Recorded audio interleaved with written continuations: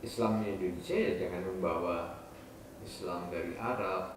Umat Islam Indonesia akan berbeda dengan umat Islam di dunia lain, di mana kita toleran, kita akomodatif terhadap perubahan, tapi kita konsisten dengan keyakinan agama yang dianutnya.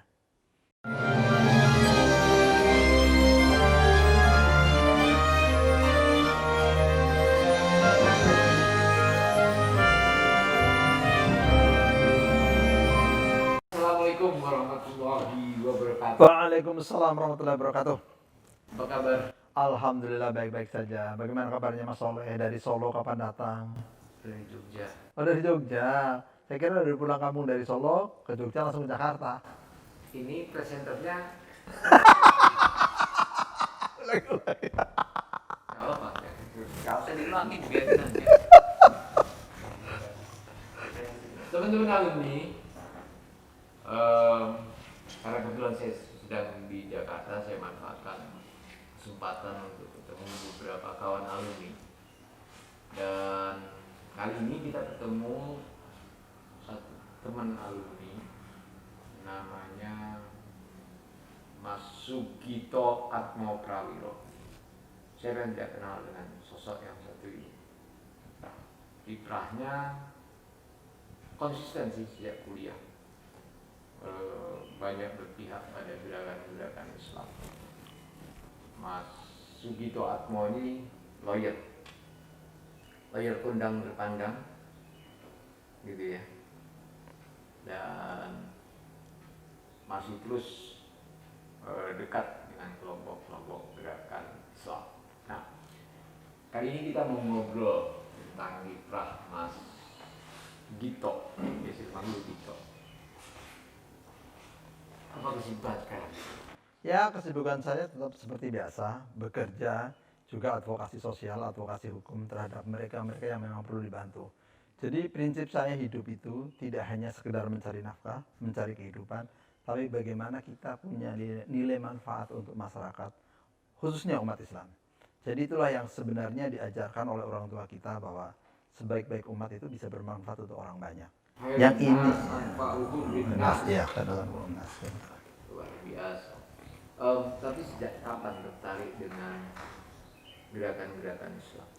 Sebenarnya itu dari zaman kuliah pun sudah merasakan itu, ada keinginan itu. Jadi pada waktu itu kan ada kayak jadi ada tunggal, partai tunggal.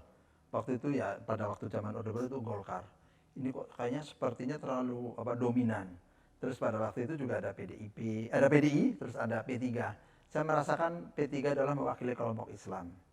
Jadi yang terpinggirkan, yang tidak diberikan kebebasan untuk berpolitik, saya merasa bahwa sesuatu yang tidak diberikan kebebasan itu adalah sebuah tantangan.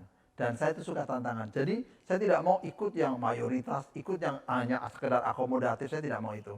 Bahwa umat Islam juga harus diberdayakan dalam dunia politik. Waktu itu masih mahasiswa, jadi saya di Jogja itu kan sangat dinamis ya. Dimana pada waktu itu harus diakui Golkar suaranya memang mayoritas. Tapi proses dari hasil pemilihannya, apakah itu benar-benar rubah, itu masih debatable. Tapi kampanye P3, kampanye PDIP itu lebih banyak dibandingkan partai Golkar. Tapi itu tetap kalah. Tapi itu menarik. Dan ini adalah pembelajaran bagi kita semuanya. Di samping itu, pada waktu zaman era Orde Baru, di mana saat itu kita juga mahasiswa, kami juga ikut lembaga dakwah kampus, kita ikut juga kelompok-kelompok pengajian. Nah itu bagian dari pemberdayaan umat lah. Yang sekarang ini sudah kelihatan hasilnya, di mana kesadaran umat Islam atas hak umat Islam itu semakin kuat. Oke.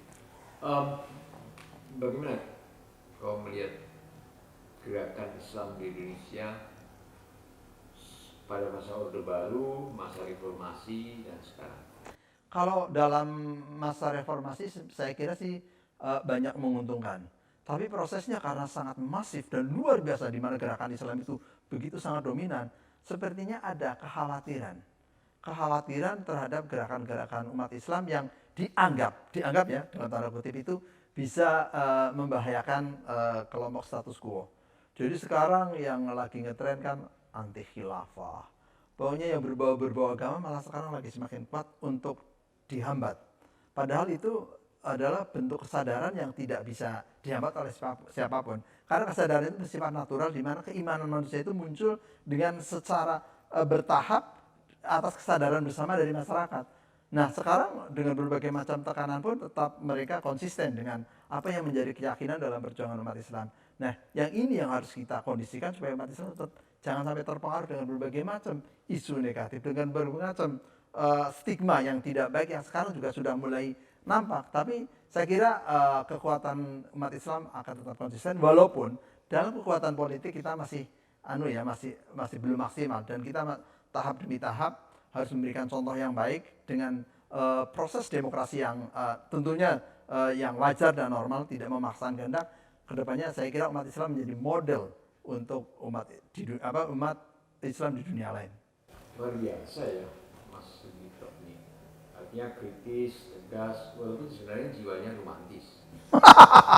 Karena waktu saya bilang mau ngobrol, ya siapin ini ada bunga. Ini sesuatu yang luar biasa. Tapi ngobrol-ngobrol soal gerakan Islam, sebenarnya dalam sejarah Indonesia itu kan masa Orde Lama, gerakan-gerakan Islam apapun bentuknya itu juga dianggap berseberangan dengan kekuasaan. Orde Baru juga sama, sekarang pun juga sama. Jadi sebenarnya gimana sih gerakan Islam di Indonesia itu? Ya, kalau saya kira sih ini kayak seperti peristiwa lama terulang kembali. Ya, ada kelompok nasionalis, abangan. Enggak. Jadi curiga lah. Ada kayak perasaan curiga, prasangka yang tidak baik lah terhadap umat Islam. Kalau misalnya diberikan porsi yang lebih banyak, khawatir akan merubah Pancasila, akan merubah dasar negara, itu kan yang kekhawatiran yang berlebihan. Padahal kan umat Islam sudah terbukti dan sudah dibuktikan juga bahwa tetap cinta negara Kesatuan Republik Indonesia, satu kesatuan yang tidak bisa terlepaskan bagi bangsa Indonesia. Tapi dengan kondisi yang semacam ini di mana banyak pihak yang ikut bermain, akhirnya saya juga tidak tahu sebenarnya siapa yang bermain, dan ada kecenderungan proses memecah belah di antara umat Islam atau anak bangsa yang lainnya. Tujuannya tetap satu, supaya kekuasaan yang ada sekarang ini tetap bisa eksis. Jadi hal-hal yang semacam itu seharusnya kita sebagai anak bangsa saling sadar saja. Kalau memang semuanya tujuannya untuk kebaikan, untuk kemajuan bangsa, kenapa sih kita harus saling curiga? Nggak perlu itu sebenarnya. Ada yang bermain, ada yang ingin memecah belah. Kenapa ya harus apa sih umat Islam? Kenapa umat Islam ditakuti begitu atau dicurigai begitu? Ya, dimanapun ya, selama itu agama Islam masih ada, tetap ada yang kontra, tetap ada yang curiga, itu pasti ada. Itu sudah hukum alam lah. Tapi kita seharusnya umat Islam bisa membuktikan bahwa umat Islam itu rahmatan lil alamin, umat Islam bisa diajak kerjasama, umat Islam itu bisa diajak berdialog. Karena begini, sebenarnya umat Islam di Indonesia sangat demokratis dan sangat akomodatif dengan berbagai macam proses alami yang terjadi di dalam dunia politik di Indonesia. Tapi bagaimanapun umat Islam itu kan tidak bisa berdiri sendiri hanya Indonesia. Ada umat Islam di dunia lain, ada di Timur Tengah, ada di sebagian Afrika Utara. Tapi kan itu ada kecenderungan ya, sikap keras, sikap tidak kompromi, seperti sekarang terjadi di Libya, sekarang terjadi di Suriah. Itu memberi image yang tidak baik terhadap umat Islam yang lainnya. Padahal kalau itu kan terjadi perebutan kekuasaan yang kebetulan di situ itu daerahnya mayoritas Islam, dan itu dibawa-bawa dengan persepsi yang seakan-akan akan terjadi di Indonesia. Kalau misalnya umat Islam diberikan porsi yang banyak dalam dunia politik, khawatirnya akan memaksakan kehendak seperti apa yang terjadi di Afrika Utara dan di Timur Tengah. Padahal tidak. Umat Islam kita saya kira tidak jauh beda dengan apa yang terjadi di Malaysia atau mungkin juga Turki. Turki memang gesekannya juga cukup keras, tapi kan historical dia sudah pernah menjadi bagian dari khilafah umat Islam, jadi mereka lebih bisa menerima dibandingkan kita. Perdebatan panjang mengenai masalah Piagam Jakarta itu bagian dari proses tarik menarik antara umat Islam dan kelompok nasionalis. Kecurigaan selalu pasti akan ada. Nah, kita sebagai generasi muda harus menghilangkan stigma itu. Kita bagian yang tidak terpisahkan dari negara Kesatuan Republik Indonesia. Umat Islam bebas menjalankan agamanya, umat yang lain juga harus dihormati dan dihargai. Kita menjaga toleransi, kita membangun bangsa yang lebih bermartabat. Tapi yang menjadi catatan bahwa dunia Islam mengalami keterpurukan dalam dunia pendidikan. Ini yang harus kita kejar. Karena kalau misalnya dunia Islam hanya sekedar mengedepankan faktor keagamaan saja tanpa melihat dari faktor pendidikan, kita akan tertinggal. Contoh sederhana. Walaupun saya sebagai ketua Bantuan Hukum FPI dan kuasa hukum Habib Rizik, kalau misalnya kita punya kemampuan teknologi, kita punya kemampuan di dunia IT, tentunya kita tidak akan terjebak dengan berbagai macam persoalan seperti penghapusan di Facebook mengenai official resmi FPI. Kita protes, kita komplain, nggak bisa apa-apa karena mereka yang punya teknologi. Kita nggak punya teknologi untuk bisa membranding dirinya sendiri. Akhirnya apa? Kita tergantung juga dengan pihak lain. Artinya dengan contoh seperti itu bisa menjadi bukti bahwa memang ada gerakan yang ingin mempreserve gerakan Islam. Oh iya, pasti itu. Dan saya kira itu tidak akan pernah berhenti. Itu kan sudah sunatullah dan itu ada di dalam Al-Quran juga. Bahwa ada kelompok-kelompok tertentu, golongan tertentu yang tidak ingin umat Islam bersatu, tidak ingin umat Islam berkembang, umat Islam bisa lebih besar. Itu hal yang sifatnya sudah sunatullah. Tapi kan tergantung dari umat Islam itu sendiri. Bagaimana kita bisa membuktikan bahwa kita adalah bagian yang tidak terpisahkan dari sebuah bangsa, sebuah negara, dan kita bisa membuktikan mempunyai kontribusi yang baik untuk pembangunan. Saya kira hal-hal yang semacam itu nanti bisa terpatahkan. Yang menafsirkan berbeda kan, walantar doang ke Yahud wan Nasr. Oh ya. Itu kan ada yang menafsirkan tidak bisa dilarang. Iya. Artinya dalam kehidupan internasional, dalam pergaulan internasional, ada hal-hal yang sebenarnya bisa didialogkan. Artinya bukan hanya sekedar ingin menjatuhkan gerakan Islam saja. Betul. Ya. Dan sejauh mana menurut kau ini dialog gerakan Islam atau umat Islam dengan tataran peradaban dunia ini?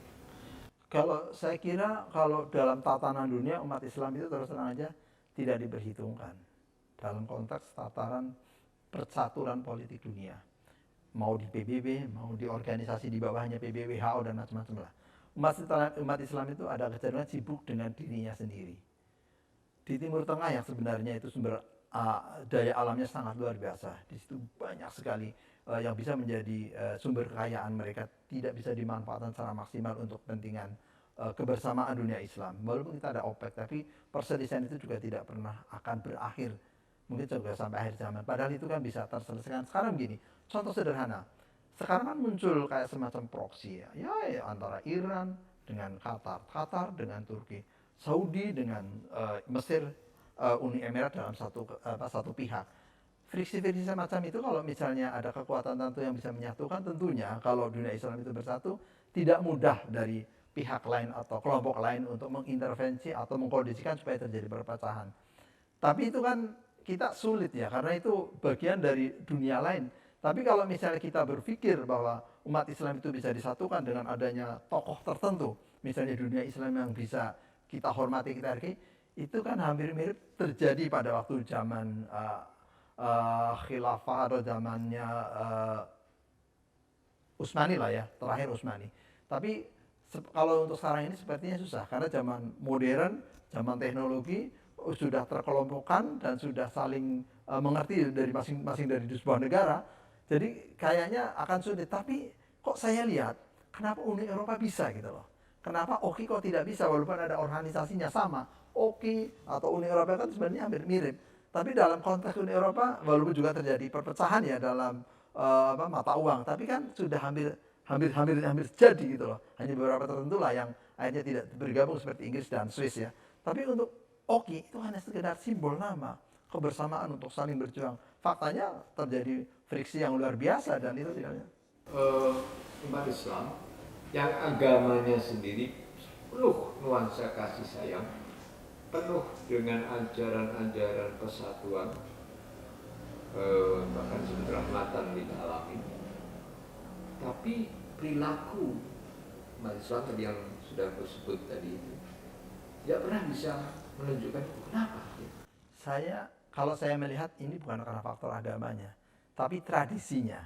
Tradisi agama itu muncul di daerah mana. Ini kan di Jazirah Arab. Dan di sana itu kan sangat kental dengan sistem kabilah. Dan pada saat itu juga yang ini yang terkait dengan tradisi, harga diri sebuah kabilah lebih tinggi dibandingkan hal yang lainnya lah. Padahal seharusnya agama itu kan menyatukan, bukan malah menjadi kabilah. Sekarang misalnya gini, kabilah negara tertentu. Kalau misalnya dianggap sebuah kabilah, walaupun kabilah zaman itu kan dalam sebuah negara. Sekarang dalam sebuah satu negara, sekarang kabilah misalnya yang ada di Qatar itu kan kabilah tertentu, yang di Saudi bin Saud misalnya, atau apa namanya yang di daerah Oman bin siapa gitu. Nah, apa yang terjadi sekarang ini kan kalau misalnya terjadi perselisihan atau persengketaan, itu seperti membawa harga diri sebuah kabilah, dan itu terbawa ketika sudah terbentuk menjadi negara. Dan saya lihat ya, kalau misalnya kita banyak belajar, kita kan harus berdamai dengan keadaan. Kita juga harus terbiasa dengan musyawarah. Karena tradisi yang lama, apabila kita kalah berdebat atau kalah bermediasi, atau kita tidak terbiasa dengan mediasi, kita angkat senjata. Tidak ada harga sebuah negosiasi 6, 7, 8. Yang ada 10 atau 0. Berarti menang atau mati. Itu kan terjadi. Saya contohkan yang sederhana. Di musim semi di Timur Tengah pada waktu itu, ketika Muammar Gaddafi sudah terdesak, apa sih ketika rakyat sudah tidak menghendaki menyerahkan kuasa? Tidak, sampai harus habis-habisan atau sampai harus merenggang nyawa, itu kan sebenarnya nggak perlu sampai terjadi semacam itu. Berarti apa? Kekuasaan itu adalah bagian dari harga diri, bukan sebuah proses demokrasi yang harus kita menghargai di antara keinginan masyarakat atau rakyat secara keseluruhan. Ini yang seperti dikatakan, kalau menjadi Islam jangan menjadi Arab. Iya, betul itu. Artinya di Indonesia Islamnya harusnya Islam Indonesia. Iya. Sejauh ini bagaimana? Kalau saya dalam konteks Islam, saya juga tidak mau berdebat ada Islam Nusantara, ada Islam Indonesia, Islam yang sesuai dengan ajaran Al-Quran.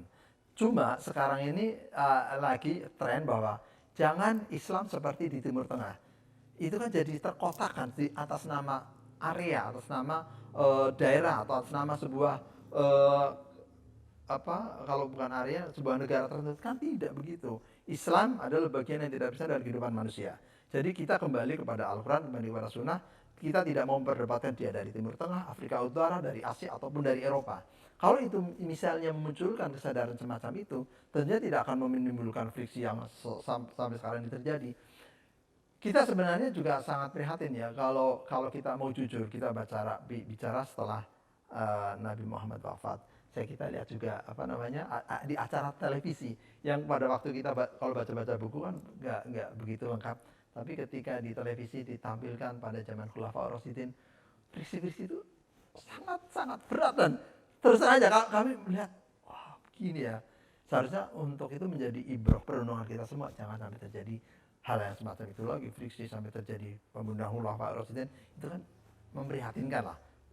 Ya menurut saya sangat terenyuh ketika Umar atau ketika Ali, ketika Utsman, endingnya sampai terjadi semacam itu kejadian waktu lama yang itu memang bisa saja terjadi. Tapi untuk yang sekarang ini, baik di Timur Tengah, baik di Afrika Utara, atau umat Islam di seluruh dunia, harus bisa menjadi belajar lah untuk memimpin sebuah negara, atau dalam bernegara itu harus sesuai dengan kaidah keagamaan yang saling menghormati dan menghargai, itu aja. Karena tadi disebutkan bahwa Islam di Indonesia ya jangan membawa Islam dari Arab atau yang lain-lain, gitu ya. Dan kebetulan dalam konteks itu kemudian tuh Arab, gitu ya. Misalkan kemudian ada Habib Rizik, ada Ustadz Basir, gitu. Sehingga ini menjadi stereotip, gitu ya. Sejauh ini kan dekat juga dengan Habib Rizik. Apakah Habib Rizik itu sebetulnya membawa Islam Arab itu, ataukah sebenarnya dia sangat Pancasila, sangat Indonesia gitu? Kalau yang saya lihat itu memang sudah dikondisikan memberi stigma bahwa Habib Rizik adalah Islam yang dibawa dengan prototipe seperti Islam yang ada sekarang ini. Terjadi keributan di Suriah atau di di negara lain lah, di bagian sekarang di Libya juga lagi sedang ada friksi yang luar biasa, bahwa ini loh, kalau Islam dengan karakteristik Timur Tengah atau Arab atau Jazirah Arab keras, terus tidak menampilkan sebuah sosok yang mencintai negara kesatuan Republik Indonesia atau macam-macam itu stigma itu sangat luar biasa dahsyat, bahkan di media sosial. Jadi seakan-akan bahwa FPI itu Islam yang identik dengan Arab, padahal itu tidak. Saya kira itu mereka kalau misalnya berkomunikasi langsung dengan Habib Rizik mengenai masalah Pancasila, mengenai masalah kecintaan terhadap sebuah negara, saya kira mereka bisa mengerti gitu loh. Tapi kan karena juga tidak pernah diajak berdialog secara lebih komprehensif ya, yang ada cuplikan-cuplikan dari ceramah-ceramah yang memang itu mungkin ekspresi dari kekecewaan di mana proses bernegara di Indonesia tidak sesuai dengan yang seharusnya, dan itu adalah kritik bagi hal yang wajar lah. Tapi ini akan dibawa sampai kapanpun. Kalau misalnya terjadi kejadian mengenai masalah pengeboman, bom bunuh diri atau apapun, akan diidentikan dengan Ustadz Abu gitu loh. Itu kan jadi, oh Ustadz Abu kebetulan keturunan Timur Tengah. Oh Habib Rizik kebetulan keturunan Timur Tengah. Jadi, oh jangan yang begitu. Kalau memang mau beragama Islam di Indonesia, agama yang kalau bisa tokohnya seperti bukan orang yang keturunan Timur Tengah. Ada hal yang semacam itu yang seperti secara tersirat gitu loh. Ini sebenarnya sangat mengkhawatirkan. Harus kita akui bahwa umat Islam atau agama Islam di Indonesia itu kan berdasarkan datang dari saudagar-saudagar dari Timur Tengah yang sangat mensupport, sehingga kita akhirnya beragama Islam dan itu kita mayoritas. Kita harus syukuri itu. Tapi sekarang dikondisikan bahwa oke, sekarang sudah beragama Islam, tapi kita harus menafikan dari peran keturunan Arab yang ada sekarang ini, karena dianggap akan mengacaukan, dianggap akan menyulitkan status quo yang ada sekarang ini, kekuasaan yang ada sekarang ini. Padahal itu bagian dari kritik dari warga bangsa, warga negara yang berhak untuk mengkritik kepada siapapun. Tapi kebetulan yang berani berbicara itu adalah misalnya Habib Rizik. Nah itu akhirnya apa? Prototipenya diangkat-angkat, keturunan Arab nggak mau kompromi, memaksakan kehendak. Artinya proses berdialog sebagai bangsa kita belum selesai. Ya belum selesai. Kalau di kalangan elit mungkin sudah, tapi kan kita hidup itu kan tidak hanya elit. Banyak masyarakat, banyak kelompok-kelompok keagamaan tertentu yang juga harus dihormati dan dihargai, dan mereka juga dekat dengan masyarakat. Seharusnya itu diajak berdialog. Kita ayo membangun bareng-bareng. Tapi kan karena sudah a priori bahwa mereka itu nggak bisa diajak berdialog, bahwa mereka maunya memaksakan kehendak, bahwa mereka itu pengacau, bahwa mereka akan menghancurkan NKRI. Itu kan jualan-jualan yang sangat menyudutkan, tapi kita harus bisa membuktikan bahwa umat Islam bagian tidak terpisahkan dari negara kesatuan Republik Indonesia. Jadi jualan itu sampai sekarang masih kuat. Bahkan kalau kita baca di media sosial, begitu yang terkait dengan FPI, terkait dengan FPI, karena saya kebetulan ada di dalamnya, sangat minor. Bahkan basur-basur itu, bahasanya tidak enak kita membacanya. Tapi saya pada waktu komunikasi sama Habib Rizik, kita harus tetap konsisten, kita harus tetap tegar, tidak usah tawar-menawar terhadap mereka yang melakukan bullying yang tidak pada tempatnya. Kita harus membuktikan bahwa kita adalah masyarakat yang beradab. Kita bisa membuktikan adalah kita cinta tanah air dan kita tidak mau terjebak dengan provokasi kelompok-kelompok tertentu. Selama menangani atau mendampingi Habib Rizik, apa pengalaman atau hal-hal menarik apa yang bisa? Kalau pada awal-awal saya masuk, saya kebetulan itu FPI berdiri kan sekitar 98-99. Saya masuk ke FPI awal tahun 2000. Pada waktu itu ada yang mengenalkan ke Habib Rizik dan suruh bantu di bidang hukumnya. Awal-awal Habib Rizik menarik sesuai dengan karakter saya yang baru lulus, yang dulu zamannya azas tunggal. Kita menolak azas tunggal bukan berarti kita tidak suka Pancasila. Kita suka Pancasila, tapi tidak mau dipaksakan menjadi azas tunggal waktu di HMI. Jadi iya, saya kira kita tidak mau hanya ada tafsir tunggal terhadap Pancasila. Nah, apa yang saya rasakan pada waktu masih pas pada waktu kita lulus ketemu Habib Rizik, ceramahnya keras menggelegar. Jadi menarik juga, orangnya cerdas dan pintar. Makanya pas waktu ceramah di awal-awal dengan bahasa-bahasa yang kebetulan dia Arab, Betawi, bahasanya kan beda gitu loh. Kalau saya biasa lihat ceramah di Jawa dengan bahasa-bahasa yang tentunya ya dengan karakter Jawanya, kaget, kok ini bahasanya begini. Waduh, Bib, bagaimana Bib dengan bisa nggak bahasanya disesuaikan dengan masyarakat secara umum? Awal-awal sangat keras yang menurut Habib Rizik itu hal yang biasa. Tapi bagi saya orang Jawa kurang pas. Ya saya ingatkan lah bahwa ini di sini tidak hanya orang Betawi, ada orang Jawa, ada orang Sunda. Tahap-tahap awal memang begitu, tapi tahap-tahap kedua, ketiga, keempat dan seterusnya, tahun-tahun seterusnya nggak begitu sudah. Bahkan di terakhir itu lebih sangat akademisi dalam artian dalam konteks berdialog pun dia sudah bagus. Oke, menurut kau apa sih apa yang perlu dilakukan untuk membuat solusi negara dan agama? Saya kira kalau apa yang harus dilakukan untuk solusi ya, saya kira negara juga tidak boleh a priori terhadap umat Islam juga tidak boleh a priori terhadap pemerintahan yang ada sekarang ini. Jadi kita saling melengkapi saja lah. Tapi jadi begini, ada contoh sederhana yang itu juga menjadi isu nasional sekarang ini, penutupan STAN, Sekolah Tinggi Akuntansi Negara.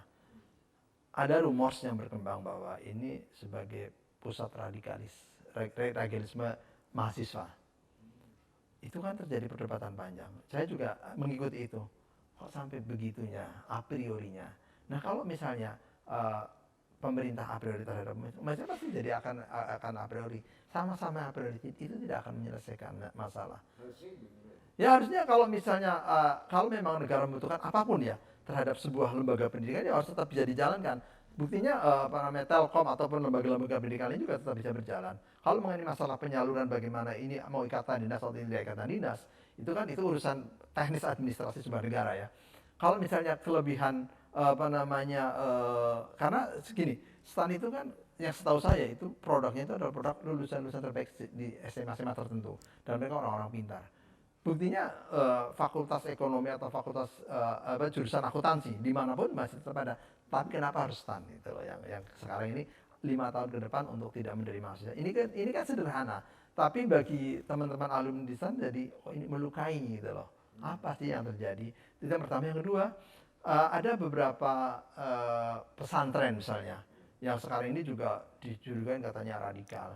Seharusnya kan diberdayakan. Bagaimana pesantren bisa lebih maju, pesantren bisa lebih di dunia pendidikan bisa ikut kontribusi dalam pembangunan bangsa. Saya kira kalau misalnya ini dibiarkan saja di mana peran umat Islam itu dikesampingkan, itu akan menjadi bom waktu. Karena apa? Sebenarnya sebuah negara itu tidak hanya sekedar faktor agama, tapi menyangkut mengenai masalah faktor ekonomi, kesenjangan ekonomi. Nah, sekarang kesenjangan ekonomi itu kan dipersepsikan, bukan dipersepsikan malah oleh masyarakat. Seperti hal yang sifatnya faktual, hanya kelompok tertentu saja yang menguasainya. Sementara umat Islam sebagai mayoritas hanya sekedar menerima ampasnya.